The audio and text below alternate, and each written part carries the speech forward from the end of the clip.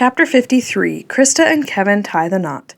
It was a quiet morning. Mom sat on the porch sipping coffee and reading from the Bible on her lap. She stopped and looked up as a family walked down Fairview Street. Two little boys trudged alongside their father as an even smaller girl skipped beside the mother. Mom called out a hello and gave a friendly wave. Her thoughts drifted back to when her children were little. She missed the sound of their voices echoing through the house and their pudgy hands grasped in hers. She longed to have another chance to hear them playing in the woods above their house or to listen to them recount their imaginary adventures. The phone ringing inside the house broke the silence and interrupted her sentimental memories. She put her coffee and Bible on the porch table and hurried inside. "Hello, Foxes," she spoke into the receiver. "This is Kevin. I was wondering if Jay is around." Mom replied with worry in her voice. "No, he just left. Is something wrong?" Kevin's tone sounded disappointed. "Nothing major, but I was hoping he could look at a house with me. Krista can't go along because she is a counselor at girls' camp this week. Today was the only available appointment with the realtor." "I'm sorry, Kevin. I wish I could help you, but Jay won't be back until 6 this evening."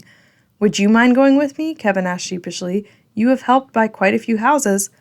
Mom stopped to think about her day's schedule, then responded, "Yes, I think I can make that work. Where should I meet you?"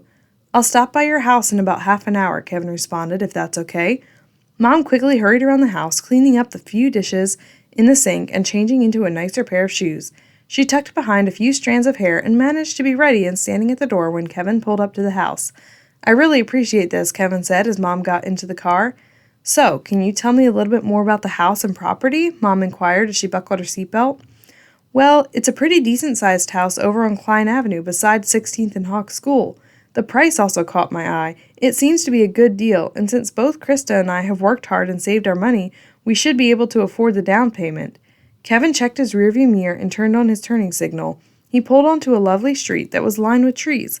He parked in front of a house with a for sale sign in the yard. "I appreciate the way you both have made wise financial decisions," Mom said. "That will help you a lot as you start preparing for a life together." Mom stopped talking as she surveyed the house and yard. "It looks like a strong structure, at least from the outside, and this is a nice neighborhood." Soon the realtor pulled up in his vehicle. He was dressed in a sharp business suit. "It's a pretty place, isn't it?" he asked as he got out of his vehicle. He shook their hands and handed them a packet containing the property's information. "Follow me. I'll show you through the house first, and then we can walk around the yard. Watch your step." He pointed at the uneven porch stairs so they would not miss the extra big step. No one was living in the house, but there were still boxes inside waiting to be moved. Mom would point out things she noticed to Kevin as they walked along. Once the tour was over, the realtor again shook their hands and said, "Feel free to think it over and let me know what you both think. I'm sure you will have many happy years together in this house." On the way home, Mom laughed and commented, "It seemed like the realtor thought we were the couple getting married." Kevin was chuckling too. "I think the realtor may need to visit the eye doctor."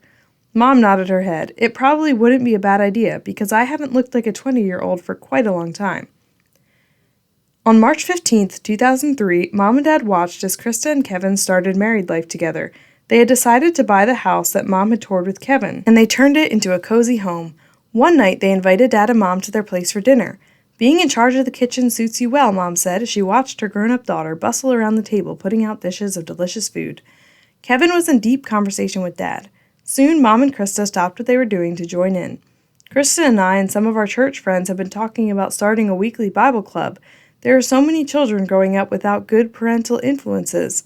Most of them don't know about Jesus since they can't learn about him in the public schools. Do you think we would be able to use our school building for the club?" Dad's eyes lit up as he slapped his hand on the table in excitement. "That is a brilliant idea. The church will support you all the way. I know there will be others who would love to help out too." And so, the Tuesday Night Bible Club was born. It became known as Open Gate because they had to open the gate for the children to come in. And this also had a spiritual meaning. The gate of salvation is always open to everyone. Kevin and Krista lived in their house for about a year before they sold it to Marcus and Fonda, who have lived there ever since.